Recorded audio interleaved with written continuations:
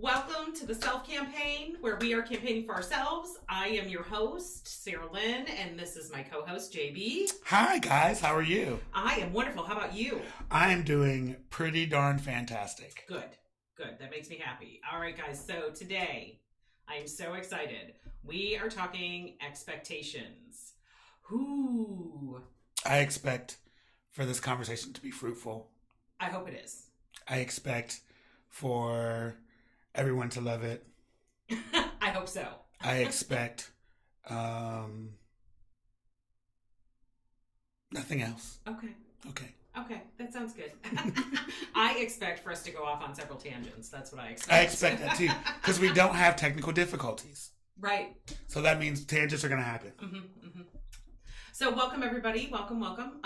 So the reason why I think this topic is so important is because I think a lot of us hold silent expectations that are never spoken. And that's where you get into resentment and anger and disappointment.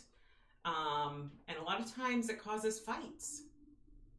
Yeah, we actually had a conversation the other day about this. Offline, obviously, because y'all didn't get to hear it. Driving around. And I said that I don't have expectations of people. And you were like... I, in my head, laughed.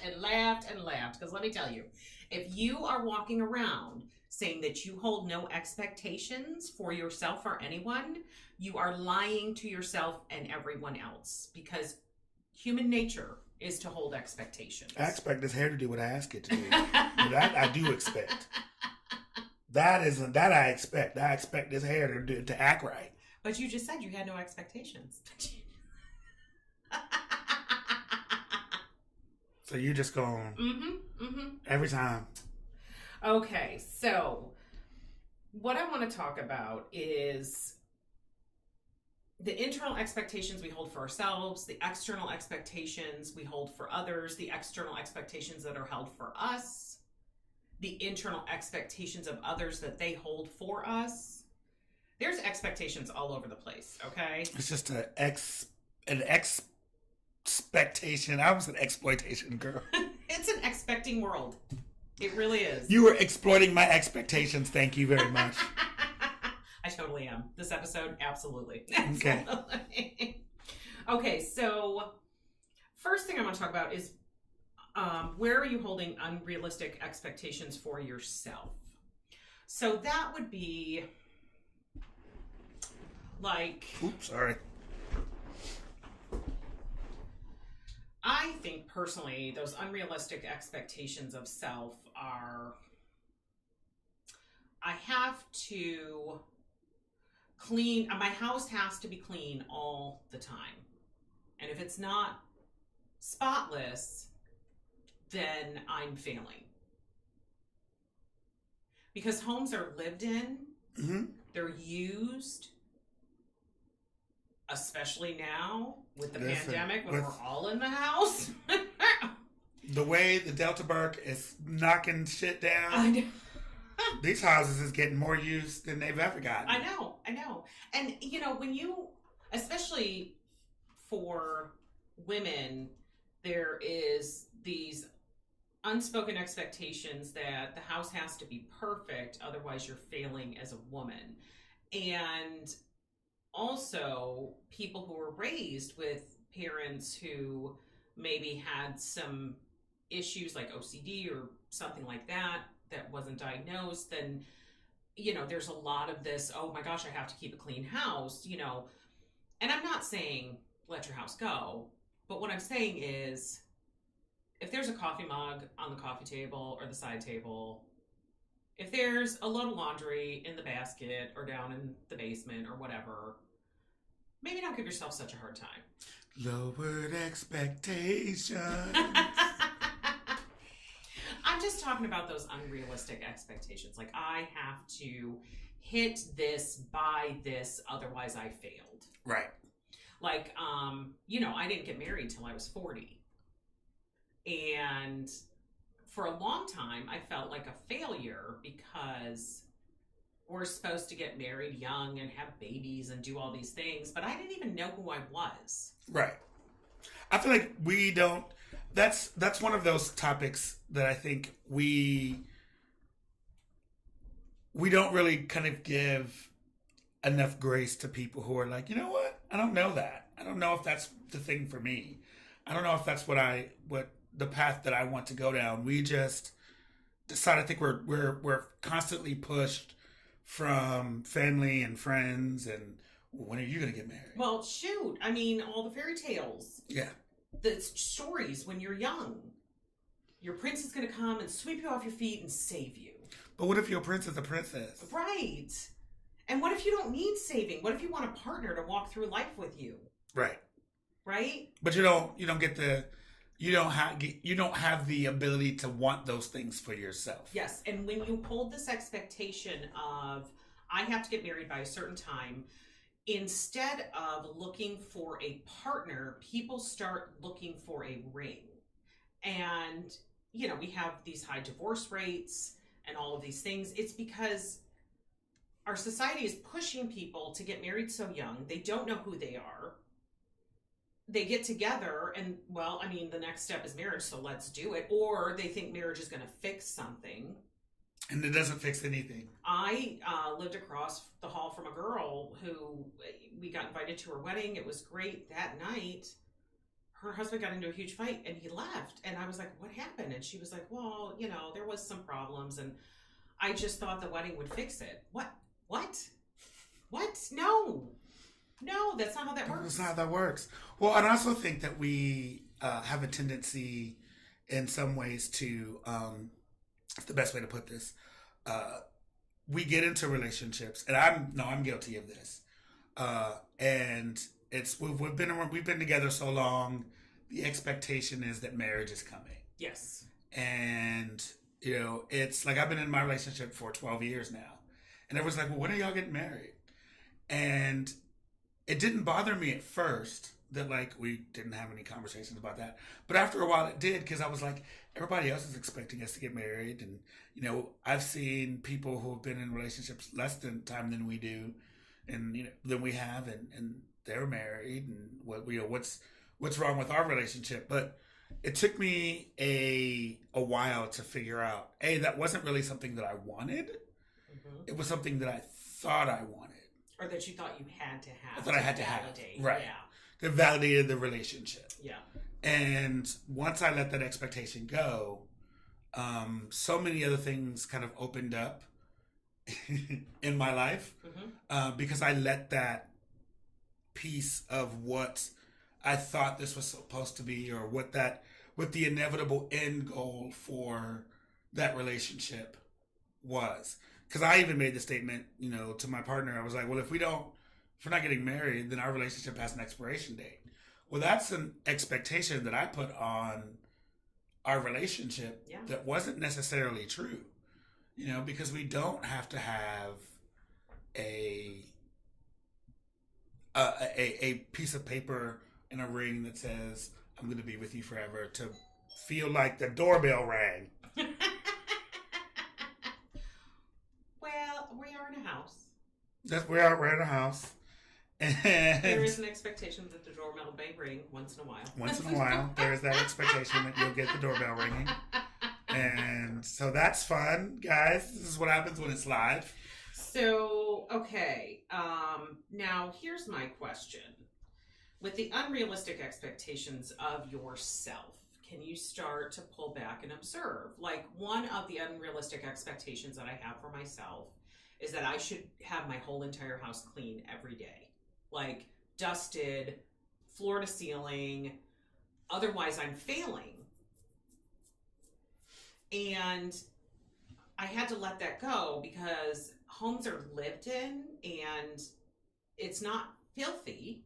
It's just there could be dishes in the sink instead of the dishwasher, and maybe I need to sweep because my damn dog sheds like nobody's business. Listen, side note tangent. I love your dog. I know, he's a sweetie. I love you. That dog needs a pocket protector. And some suspenders. That dog is a nerd. You hear me? Poindexter. We need to change that dog's name to Poindexter. Whatever could be wrong with him is wrong, and we still love him dearly. Yes. Dog, rude ass dog. So now, where are you holding silent expectations of others in your life? Well, I want to go back to the silent expectations of myself. Oh, sorry. First. Okay, sorry. See, we got interrupted by the doorbell, and then did it all just? I think this journey that I'm on right now with the streaming and the podcasting and all of that. I had this expectation in my head that if it wasn't happening by this literally like 10 days from now, that it just wasn't going to work. And I had to let that go, because recognizing that these things take work and they take time and they take a level of putting the effort in. And I'm putting the effort in. I'm doing the things I'm supposed to be doing, but I'm not necessarily seeing like these massive results that I wanted to see immediately. And we're in such an immediate society. I can totally see, you can pull up your PS4 and pull up any game you want, right? Right. And immediately. You don't have to go to GameStop anymore. You don't have to run to Walmart, right? Right. So you're used to that immediate just gratification. Give it right now, and it is a growing and a building process, and it is growing and building. Yeah. But it's. Thank you guys, by the way. Yes. We really appreciate you. We love you. It is growing and building, but because it wasn't happening right now in my very veruc assault-like brain. That was use that reference. Thank you. That was, but I want it now. Yes. It was that this isn't working. This isn't working. And as I got closer to the date, to what the date is of what my goal was, it was like, oh wow, I don't know if I'm going to hit that. Should I really be doing this? And I've put all of this effort and all of this money into doing these things, and I'm not seeing the output yet, but I had to really kind of step back into myself and say, actually, there are things that you're doing that are working. Right. There are things that you're doing that are bringing in, you may not be able to see it in dollar amounts, but you're getting the accolades. You're getting people who are like, I listened to this, and this thing that you said, and it was amazing. And I was really impressed with what you said. And I'm going to show this to somebody else because they need to hear this as well. And, that I need to be taking forward. We talk about the difference between producing in this world, and in this society that we're in right now, and producing, like what producing actually is. Yeah. And this is not a tangent. It all goes to that expectation. But meaningful production. Right? Yeah. And we think of production as, you're bringing in X amount of dollars at this amount of time and blah, blah, blah, blah, blah. And for me, I had to shift my perspective on and my expectation on what my productivity means. Right. And yes, at the end of the day, it does have to generate a profit. Right. Because that's how, that's the society that we live in. But just because it isn't immediately giving, that financial security. A 6-figure salary. Right. Yeah. Doesn't necessarily mean that I'm not producing. Right. And it also doesn't mean that you're not successful. Right. And the other thing is with managing expectations is it's those unrealistic expectations, right? So I'm going to start this thing and in 3 months I'll have 1 million followers and I'll make 6 figures. No, that's not how that works. Like when you think about planting, right? You don't throw down seeds and then 2 days later run outside and be like, they didn't work. Look, nothing's coming up, right? I mean, I do, but it's been 2 weeks. Like they need time to germinate and settle and then sprout and then grow. And so this is, I think that's one of the things about our society being so technology driven and so many cities that don't have green spaces, because that takes us away from realizing our lives are directly connected with nature. Like, you have to let things germinate and grow. You have to let things gestate, and then, you will see a yield, but you have to give it time. Right. And we need to do that in our lives with everything that we're doing. Yes. Where, we have this expectation that everything that we do is going to yield immediate gains. Yes. Immediate results. Yes. And it doesn't always happen that way. And, when we need to give ourselves the grace and the space to let those things germinate and let them come to the fruition that they're supposed to be. That's like with a diet. Like, you start a diet and a week later you're like, oh my gosh, I'm not down 50 pounds. Okay, first of all, if you were, I would be very concerned, because that's not how bodies work. Second of all, it's going to take some time. But if you let it have the time, you will see the results, right? Yeah, sure. I'm like, I didn't eat. I will be the first person to admit that I am again, my veruc assault brain. So I do something and I want it to work immediately, and not even necessarily work immediately, but start to immediately see the results of my actions. Yes. And one of the things, especially with my health journey and trying to lose weight, was this idea like, I ate a salad instead of pizza today. Why did I gain instead of lose? What's happening? Right. You know what I mean? And not, or the scale didn't move. I walked 3 miles today and the scale didn't move a damn thing, a little bit. And this is rude. And it's not that I didn't understand in a brain space that, mentally that's not how this works. You have to, continuously put the work in. It's a continuous, healthy building of your, life, essentially. And, but what it turned into for me was, I didn't get, because I wasn't seeing that, I would get frustrated. Mm-hmm. And when you have expectations and those expectations aren't met, frustration is what happens. Disappointment. You become anger. Disappointed. You become angry. So we have to learn to manage our expectations. And so we need to look at our lives and say, where am I holding unrealistic expectations, right? And where can I observe that, and can I change that? And, a lot of people don't realize they're also holding unspoken expectations of other people. This is where I always used to get in trouble when I was younger. Like, that saying, treat people the way you want to be treated? Mm-hmm. I have decided I'm finishing that. But that doesn't always mean they will. Ooh. But that doesn't mean that you shouldn't. You shouldn't. Listen, that's great. I love that, because it says, I'm treating people the way that I want to be treated, not for their sake, but for my sake. Yes, because when you hold this expectation for people, so I was a fixer, so I would fix a ton of stuff, and I'd always be there for people, like, whatever they needed. And then whenever I needed something, all of a sudden,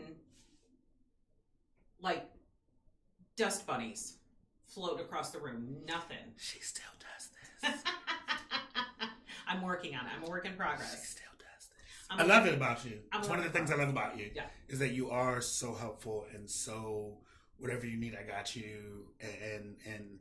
And I'm the same way. But I do have boundaries. I have much stronger boundaries now. And I was getting so frustrated and so upset because I was helping all these people. And then when I needed something, I would turn around and nobody would be there. But I never set the expectation with them that, hey, I expect this to be a two-way street. Well, I think part of it is because we feel like we shouldn't have to. We assume. Yes, we assume that we shouldn't have to vocalize that this is a two-way street, that you should just know that, hey, I did this thing for you because you were in a bind, and I care about you as a person, and blase blah, shish boom bee, all of that, wonderful good stuff. The expectation is that you should feel the same way. But here's the thing. When I don't speak those expectations and I turn around and nobody is there, the only person to blame is myself. I'm blaming everybody else. Yeah, I know you are. But here's the thing. Their psychic classes are next week. Well, they should have made them for last week. They should have known. If they had a psychic class, that means they had some innate talent. They should have told them that this was going to happen, and they should have made their class for last week and not this week. Or they could have told me and held me off at the pass, so I wouldn't be in the situation that would have caused me to have the situation go down. So I'm just saying you should just know, because I know. But that doesn't. You can't expect people to read your mind. If you want to have good relationships and good communication, it starts with verbalizing your expectations. Because then, when they're not met, then you can set your boundaries. Okay, well, I understand. And, things happen, life happens, we get it. So, I'm not saying you always have to meet these expectations. But if you verbalize your expectations to people and they know them, and then they don't meet them, they cannot be surprised when you say, this isn't really working for me anymore. It's been fun. It's been real. Bye. Right? Right. I agree with you on that. I think that there is I think that's a good way to go about it. But I think some of us have a really hard time verbalizing our expectations. Well, yeah, because we're not taught to. Right. But that is why this is the self campaign. We are going to work on that, because what we are not going to do is blame others for our lives. We are going to take control of our lives. We're going to take control of our narrative, and we are going to start saying our expectations out loud. So when they are not met, we can come into it not angry, not disappointed, because, okay, I verbalized this. It was not met. Let's talk about this. And then you can have an open conversation and communication. And if it turns out that this relationship, whatever type of relationship, friendship, work, whatever, isn't working for me, and you don't really want to make it work, okay, then I can move on. Do y'all see how she reads the dog shit out of me every single time we do this? Every time she reads the absolute, you just go for blood. I'm just saying. Luckily, I expect it. Good. That makes me happy. Good. So it's one of my expectations that I'm just going to read you for. That you're just going to read me to the white meat. Well, it's because So, funny story about external expectations unsaid. My wife and I, she stopped loading the dishwasher. Oh, And I was like, what is going on? Because I expected her to load the dishwasher. But I never said I expect you to load the dishwasher. So I said, hey, why did you stop loading the dishwasher? Why aren't you loading the dishwasher? What is up with that? You're just leaving them in the sink. And she said, well, you come right behind me and rearrange everything. So apparently I'm not doing it right. So why should I even bother?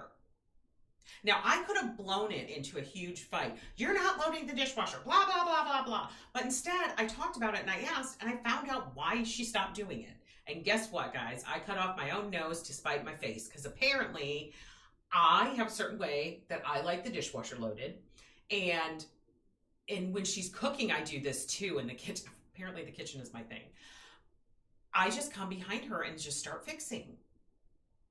She is an adult. She knows how to do things. She does things just fine. So here's the thing with external expectations and why they need to be said. Do you want to be right, or do you want to be happy? So, listen.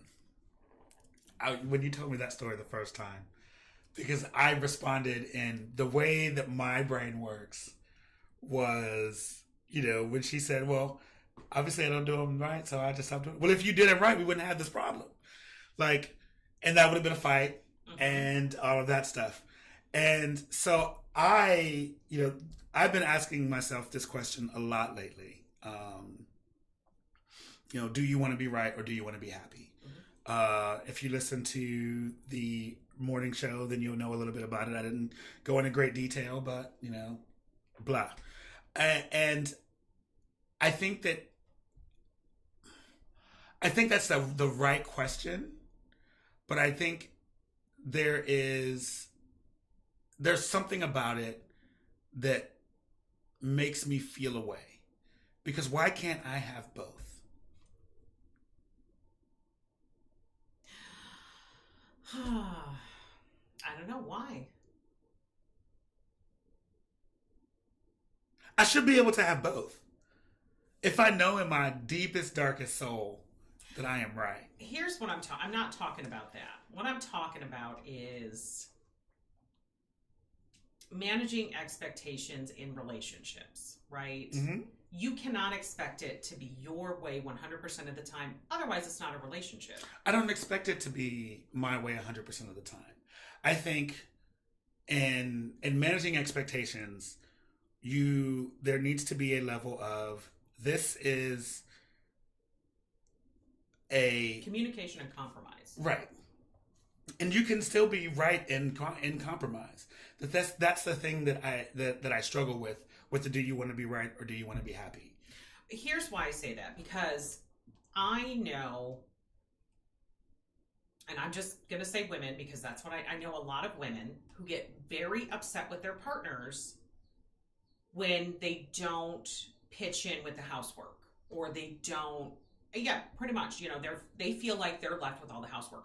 But when the partner does pitch in, they're not doing it right. They bitch about how they're doing it, come behind them and say, well, I might as well do it anyway. When I was younger, my friend's sister would come over to the house and have dinner with us. And I'd say, we'd sit down and have coffee afterwards because, I could do that back then, right. At 5 o'clock in the evening. And she would say, let's do the dishes. And I'd say, no, just leave them. I'll get them when you leave. No, let's do the dishes. So we'd do the dishes together. 3 times she came over and this happened. And then I heard from somebody who heard from somebody that she said every time she comes over to my house, I make her do the dishes.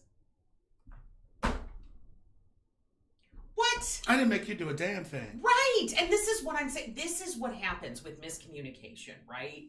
So like people who are very OCD about how their towels are folded. Mm-hmm. Do you want to have to fold the towels, or do you just want the towels put away? Can you give a little grace and space to your partner to let them fold the towels however they want to fold the towels and put the towels away? Are the towels away? Great. Are the dishes away?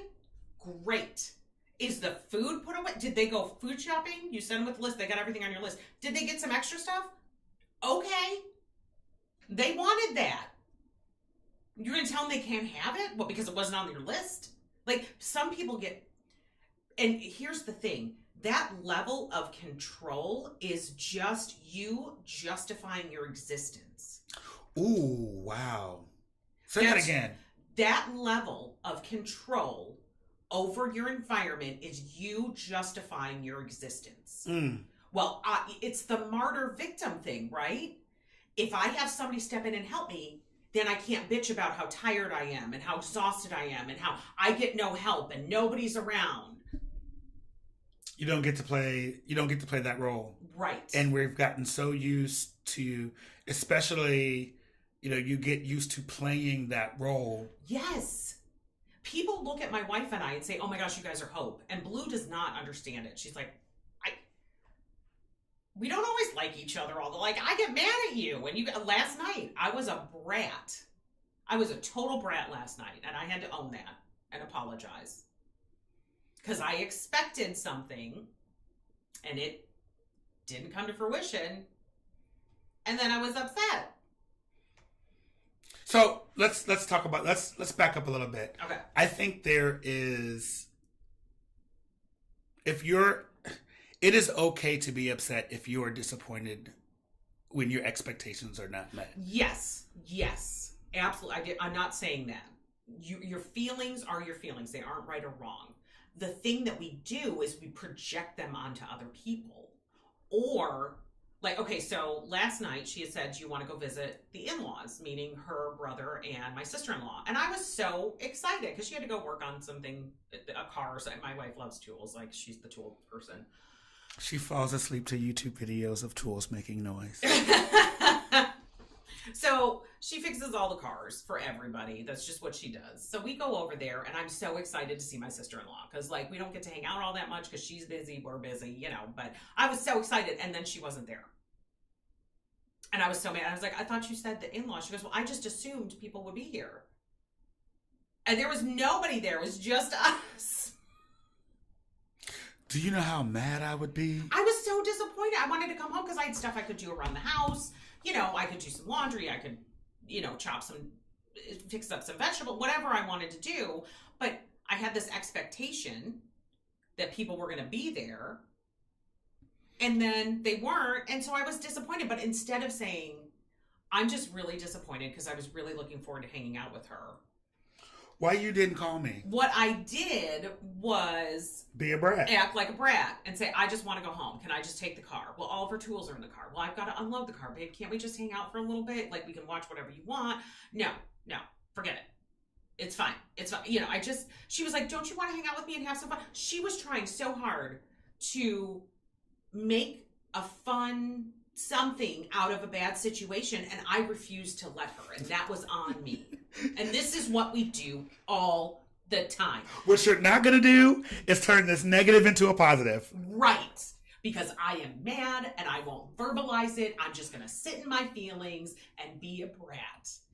And I finally had to look at her and say, I am really sorry. I was disappointed because I was really looking forward to this, and it didn't happen, and I took it out on you. We won't talk about all the times that I've been a brat to my partner. We won't do that. Oh, we're gonna. We don't have to do that. We don't have to, because listen, we will at some point. We don't need to talk about that because I'm getting better. But I can be a brat. Okay, but it goes back to that same expectations. I had expectations of what I thought, you know, the night was going to look like, or I had expectations of what I thought, you know, things we were going to do. And I am a grand gesture type of person. Mm-hmm. And, you know, my partner is very day to day, you know, let me just show you the ways day to day that I care and I love. And, you know, I'm like, where the fuck is the grand gesture? You know, and so then I would run over, tiptoe myself over to the house, and y'all would know that a grand gesture was happening. And I would be like, blah, blah, blah, blah, and see. All the time. And this. All the time. And this one right here would just let me dig the hole. Mm-hmm. Mm-hmm. Oh, I am the queen of, I will give you what you ask for. I will give you the rope. And you can hang yourself because I'm not going to fix it for you. I will just let you dig. Now, one didn't say, hey, listen, maybe you shouldn't dig this hole. No, because it was a surprise. Maybe you should just, you know, sit back and see what's going on and everything's going to be okay. Maybe you should understand that your partner knows you very well and loves to make you happy and knows what makes you happy. And he is very good at surprising you. And maybe you should just... But control. I know. Why? Because I have expectations of control. Because it makes me feel like my existence is justified. Mm-hmm. And that is a really difficult thing for me to admit. You know. Yeah. It's to not even to you guys, but to myself, that I do have a level of control. Like, and when things don't go the way that we want them to, our first instinct is to go, why bother? Well, and the other thing is that we miss out on is the magic that could happen. When we release a little bit, we leave space, grace and space for magic and fun. Last night, my wife tried so hard to have fun with me for like 10 minutes. And finally she said, threw up her hands and said, fine, you want to be a brat? I'm going to be a brat right along with you. And just got quiet. Well, she didn't become a brat. She never does. She just got real quiet and wouldn't talk to me. Doesn't speak. She just, listen, our partners are the adults in the room.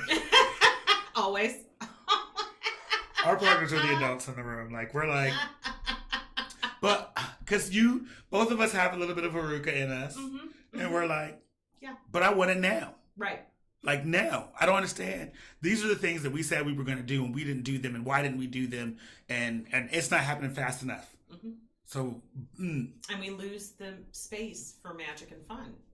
And so it's a process for us all. That's why it's a self-campaign. Right. Because not only are we telling you guys this information, but we're working on it ourselves. Yes. You know, and I think that's the thing that's beautiful about this show is that, like, we won't always get it right. No. You know, we're definitely going to tell you when we screw it up. Because we want you to know it's a journey. It is not a destination. Right. This is a journey, a continuous journey. And you're always digging a little deeper for another layer and another layer. But you can do this. I have faith. It's like them remember them jawbreakers? Yes. Them giant jawbreakers that used to have that we like, nah, and they were like this big. And then they have little layers inside of it. Yeah, and all the different layers of colors. And every time you pulled back another layer, there was something one else right underneath. And you were like, this thing is big as shit. Ugh. I remember, like, listen, this is a tangent, but I remember my mama was like, I'm not buying you that big ass jawbreaker. What is you gonna do with that big ass jawbreaker? And I was like, because I want one. Because they were the popular thing. Everybody had one. All the kids had the giant jawbreakers. And I got one, and my mom was like, you got a day to eat that thing. Now, you know that you cannot eat that thing in a day. Mm-mm. It is not possible. No. Just much like this journey of getting through and peeling back our layers, mm-hmm. You're not going to get to that jawbreaker immediately. No. But when I tell you I tried my hardest, because I wanted to get to the middle of the jawbreaker. Mm-hmm. And finally, it got to bedtime, and I went and I found myself a little plastic baggie, mm-hmm. and I put it in the plastic baggie, and I put it in the back of the refrigerator, mm-hmm. so that I could have my job, so that she wouldn't see it and throw it away. Mm-hmm. And then I forgot it was back there. Which is what she knew was going to happen. I told me I could only have it for a day. Mm-hmm. And she found that thing like a month later and was like, what is this? Because let me tell you, it did not look like a jawbreaker no more. Because I had it like stuffed in the back, like, uh-huh. You know what I'm saying, behind the carton of eggs. Oh, yeah.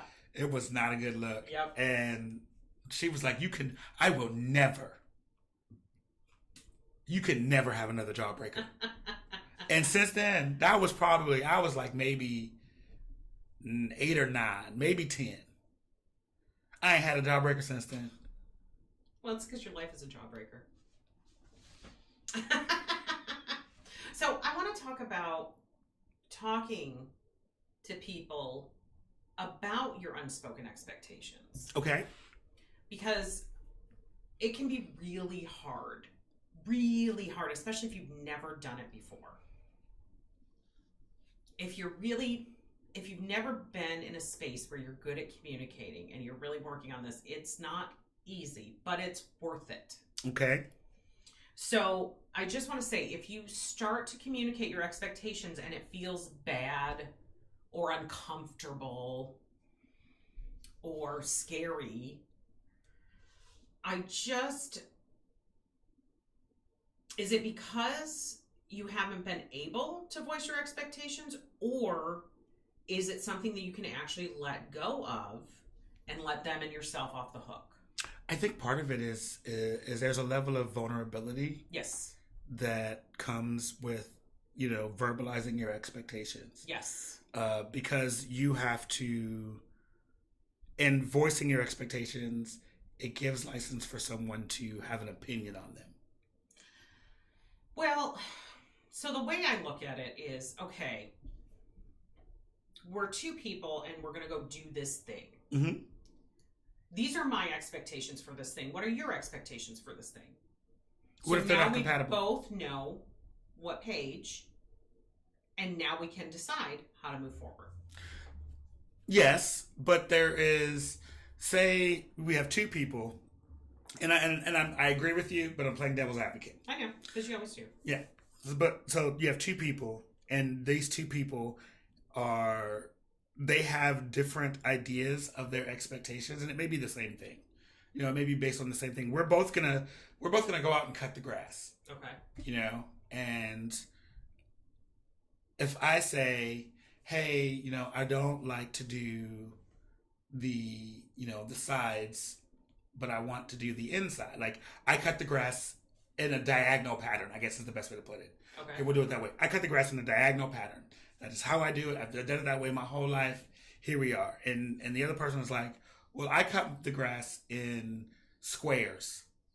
I don't know. Just, I make individual squares because it looks fun and whimsical and blah, blah, blah. And if the other person is like, I think that's really dumb that you do that way. Or I don't understand why you do that. Then you have this discussion about what is the best way of doing something. But that's why I said, it's a bad analogy. Is it something that you can actually let go of and let them and yourself off the hook? With the dishes, I don't care how the dishwasher's loaded. I just want it ran. Right. So what I stopped doing was going behind my wife and loading the dishwasher after she loaded it. Right. But if I want the towels put away, you know what? You got the towels. However they end up in the closet, they end up in the closet as long as they're in the closet. Okay. That's all that matters. I know we're talking about little things, for the most part. But starting with the little things can help you learn how to have this communication and these conversations about the big things. Okay. Because that sets a foundation. So with the little things, it helps you learn how you each communicate. Mm-hmm. It helps you realize kind of what expectations are. Like, this person really likes things orderly. This person doesn't really care if they're orderly. They just want... But there's one certain spot in the house that they really enjoy. Mm-hmm. I don't know. Whatever the expectations are.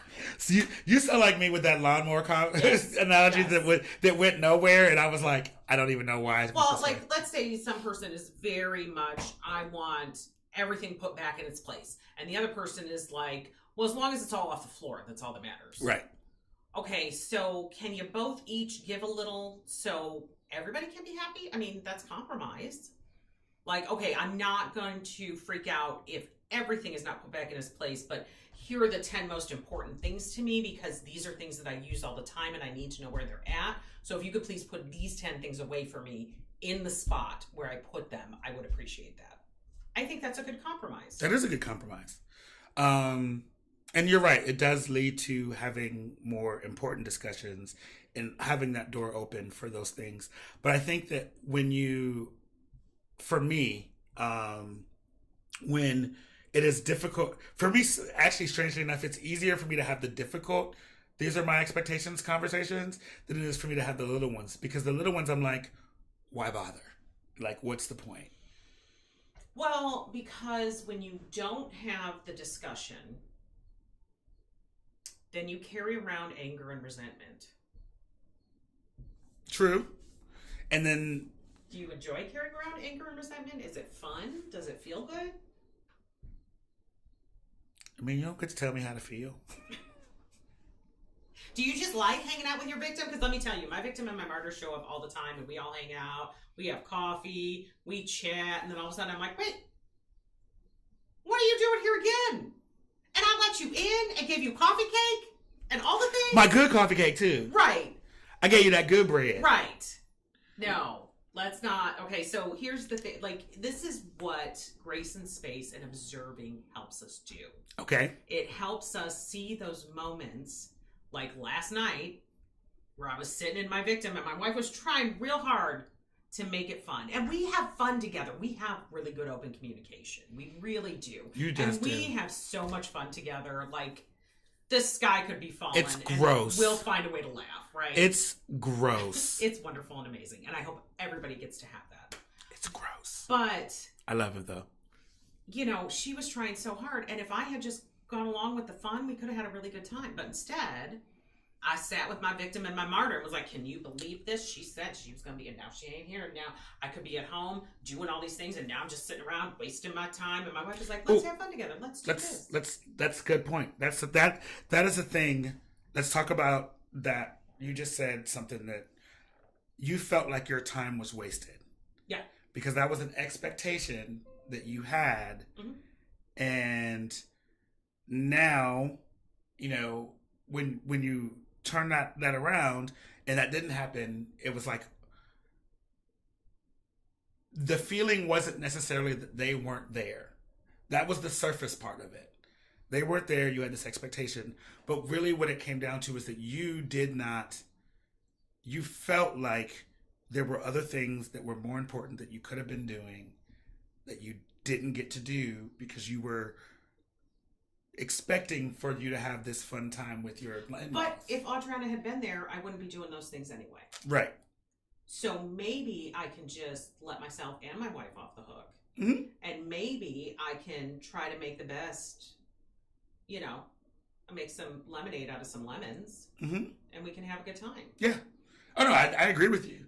But I think sometimes we, you know, when, again, peeling back those layers, because, you know, when we have expectations, part of the thing that we should examine as we're going through is why we have those expectations. Yeah. Why is it important that all of the towels are done in the same, you know, tricorder thing or whatever? It's because when people come over and see that, then they think I'm Superwoman and they think I'm amazing and they'll stroke my ego and I'll get to step out of my victim for a minute and say, look at me. And then my victim's going to come along and say, yeah, but did you see that thing under the table? You know, they noticed, blah, blah. See, this is the thing. It's this insidious, awful thing that happens. So if we can step back mm-hmm.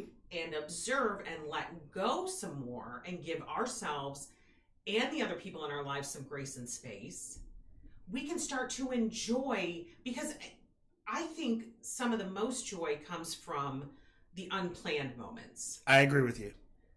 If we are busy planning everything down to the second and then we won't let it go, we leave no room for magic or fun. I agree with you. And maybe this is a topic for another episode, but as we're talking about these expectations, I do think it's important that we discuss or we get to the layer of why these are important. What is it about these that are important so that we can begin to let them go? That's for you to decide for yourself. Mm-hmm. Like, you have to sit down and really, I would recommend journaling this out so you can really go back and reread it. And then maybe you'll write down one thing and then you'll reread it and you'll go, yeah, but that's actually because of this. And it's the layers. So surface layer, it's this. Okay, that leads to this. Okay, that leads to this. Okay, and you can really start to peel that back. But it's a journey. It is a journey. And I think, I think the reason that I was pushing on that is because if we just say, let it go, it's, you know, can you take this expectation and let it go? Well, the answer is yeah, unless the why behind it is something that is important to you. And that is not to say that, you know, if you are in a relationship with someone or you and your wife have a difference of opinion about something that you feel absolutely strongly about. Mm-hmm. This is your moral foundation is based in this thing for you. It is not going to be easy for you to let that just let that go to keep Well, those peace. are not things you should let go. Right. And that's where I said we need to get to the why. Why is that important? Why is that? Because it could be, you know, because it could be as simple as the reason that I like my towels folded in quarterly things isn't necessarily because it makes me feel good. It's because that is the way that my grandmother folded them. And that is my way of honoring her. And then you have to fold them. You cannot right. expect somebody else to fold. This is what I'm talking about, though. Like, I understand you want to go for real deep on this. I get that. And we probably will on another episode. Right now, what I want to talk about, because what the fights are always about is the stupid shit. Yes. The fights are always about the dishwasher, the towels, the socks, the clothes. Like, we can't let this go. Like, this is so dumb. You know what? I was living with some roommates, and one of the guys came running into my bedroom and started shaking my sweater at me. You don't hang this on a wire hanger. What is wrong with you? And I looked at him, I said, no wire hanger. I know. I looked at him, I said, it's my goddamn sweater. If I want to hang it on a wire hanger and throw it in the ocean, I can do that because it's my fucking sweater. Why are you yelling at me about this goddamn sweater? It's not even yours. What do you care? Because it's never, and I'm going to leave it at this point. This was a control thing. Yeah. This was a control thing. Was it? Because it's never about the sweater. No, it was about just wanting to control me and what I did and how I did things. And you know what? No, we don't. You're looking at all the different stuff. I just want to talk about today, just kind of, where am I holding silent expectations for myself? Mm-hmm. Where am I holding silent expectations for other people in my life? Mm-hmm. And can I start to let some of them go? Because most of the silent expectations are, number one, to stand in your victim. Number two, so you can complain, again, standing in your victim, that, you know, my life is so hard. It's all of these lies to make ourselves feel better. Okay. I will concede your point on this one for now. I know. We will definitely come back to this because I understand where you want to go with this. I get where you want to go with this. Okay. I do. But this is just the beginning. Mm-hmm. If somebody hasn't even started talking about the dishes or the laundry, how are they going to talk about buying a house or having kids or the really important sex, you know, did somebody say sex? Expectations around sex, expectations around money. These are all, you know what I mean? Like, I do. Let's start with the little stuff. I do. I think the larger point I wanted to make before in that, and see, this is how you manage expectations. But I think this is how you have the conversation. Yeah. Honestly, we just demonstrated it right there. Yeah. But I think that the larger point that I wanted to make in that whole thing is that and this is again for a future episode, is that the dishes and the laundry and those are the symptoms. You know what I mean? Of the miscommunication. But the miscommunication is rooted somewhere else. And in future episodes, we'll get into where that comes from and how to figure that stuff out.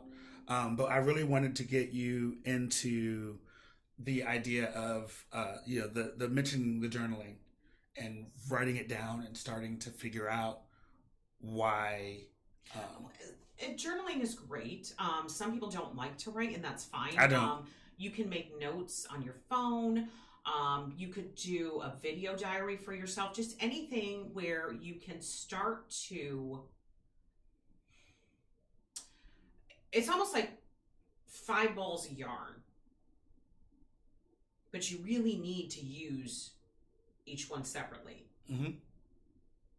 Well, you could cut it all up and then you can't use it. Or you could start to dig through it and pull it apart. And this is really that pulling apart. And journaling helps you see where all of the mess is. And when you pull one thread, all of a sudden a whole bunch falls and you're like, oh, and right. You can let go of a bunch of those expectations because all of those threads just fell. Right. And when I said journaling, I didn't necessarily mean like you have to write everything out and blah, blah, blah, blah, blah. But just starting to dig into why you feel the way that you feel about the things that you do. Yeah. And that might be a little bit more advanced than what we're doing right now. But it's something to even in this stage, start to think about having those discussions with yourself and say, okay, why is this important? Why is this? Because that will help you have those conversations. Well, the other thing you have to realize is you cannot make everything important to you. Not in a relationship. There has to be some give and take. So you cannot sit there and say, everything has to be done my way because it is so important to me, because that's another victim. Mm-hmm. You're not sharing your life with somebody. No, you're giving them your life. You're ordering them to have your life. That's yes. What you mean. Yeah. And that's not fair. That's not a partnership. That's a prison. It's a dictatorship. Yes, and that's terrible. We don't We don't want that. If you want a full, happy, healthy relationship, you really need to open communication, and you really need to be willing to compromise. And I'm not saying compromise your moral fiber. Right. But shit, can you compromise on whether the towels are rolled or folded? Like, come on. How important is that? Well, and if it's super important to you because your grandmother did it that way, then you need to fold the towels and not ask anybody else to do it. And not bitch to everybody that nobody ever helps you with the towels. I mean, don't read my life. I don't care about the towels. Thank you very much. I was just coming up with a off-the-cuff example that didn't really make any sense. You know what I'm saying? But I know there are people out there who will say, okay, I'm going to talk about why everything is so, and every single thing holds so much weight. And some of these things, like, if that's the case, that's therapy. Get a therapist, because they're going to need to help you peel back those layers and dig through that to figure out why everything is so important to you and why you have to have so much control. Right? Right. So I also want to ask, where are you holding silent expectations that have gotten out of hand? And now there's a lot of non-communication, judgment, and resentment. Which is what we just talked about. You know what I mean? It's that it is you're not saying the real thing. Would you rather be right, or would you rather be happy? Right. Right. That's kind of where that is like, listen, this has gotten out of hand. I really do love you, and I love our life together. And I know I've been a bitch about this, and I know you've been some kind of way about this. So we really need to talk about this and come together to some kind of consensus, right? Right. I think that is a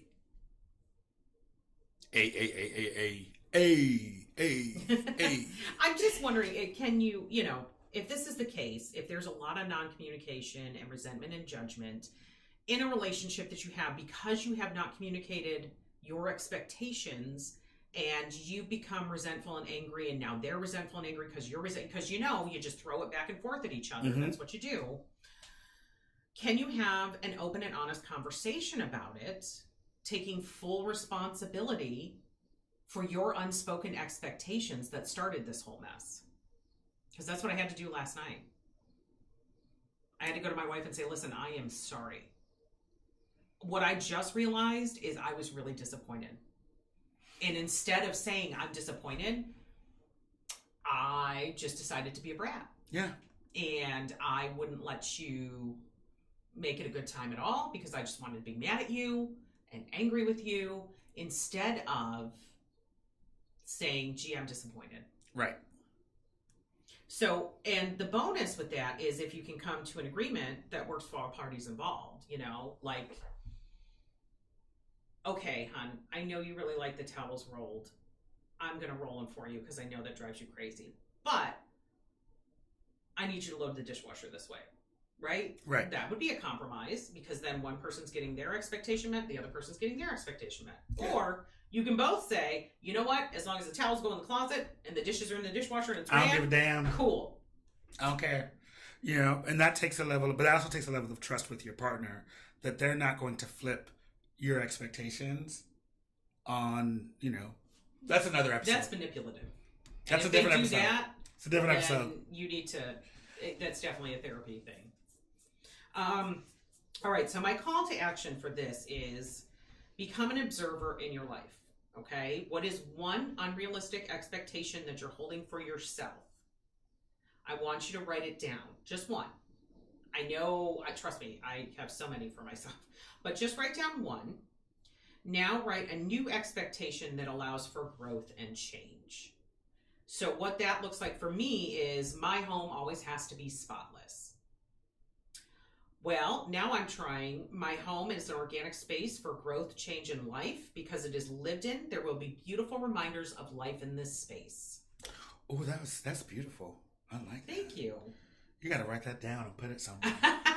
Guys, it feels like it should be a needlepoint. Can we just, if we just let go a little bit of these expectations that cause misery for ourselves, that then we project that misery into our households, and we can just let go a little bit and breathe a little bit, guess what? There will be so much more breath and space and calm in your space, because you are finally allowing that.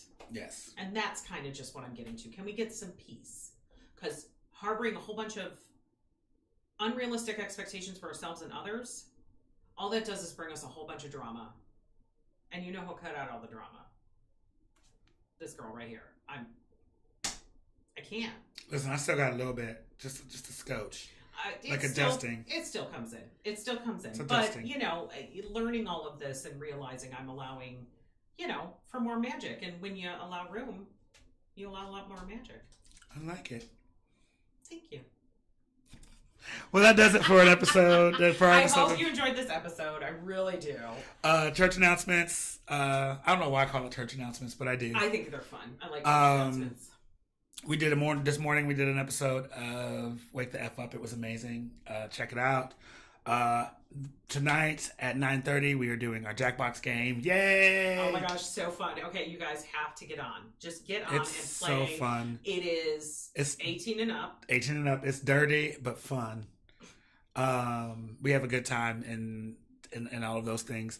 We are allowing sponsors. So if you have a small business, or a large business, it's none of my business. If you have a business and you would like to be advertised on this show and other shows on the network, we would like to hear from you and give you the best that we can give. Yes. That's it for right now. On Monday. Patreon. Yep. Oh, see, bam. If you want to give us, if you enjoy the programming that we have on the channel, we do have a Patreon. It's patreon.com/KC-Caffeine. It's over there. In case you don't have a business. If you don't have a business, but you don't want to advertise, but you want to help us out. Right. Also, if you that's for a monthly donation. If you want to do a single donation, there is that Cash App right here. I'm not pointing at your boobies. There we go. Do that. There's that Cash App right here. And we would love to have your support. We've got a couple of things. September is going to be a busy month for the channel. There's a lot of things that are happening. So exciting. There's that kinky camp out happening. It's the weekend of September 11th. Tickets are on sale. They are $85, I believe. That's going to be fun. I will be there, and I might be some surprise things happening, but we don't know for certain yet. And guys, the Self campaign has so much stuff planned. Yes. For September. Like, this is my passion project. I love doing this. I love talking about this.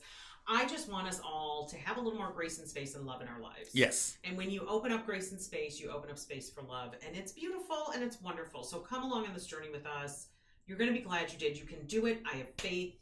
I know it's hard, but it gets easier and it gets better. Mm-hmm. It's wonderful. Sarah Lynn just cut the hell off my church announcement. No, I'm sorry. I just wanted to throw that in there because you were talking about September, and I was like, I've got outlines on outlines and outlines of so many, and I'm so excited, right, about all the things that I've got planned. And I'm like, wait, no, the Self campaign has stuff planned too. Let me throw that in there. I say the channel. That means that's all of the channels. I know, but I like to plug myself. I know you can plug yourself anytime you want to, baby doll.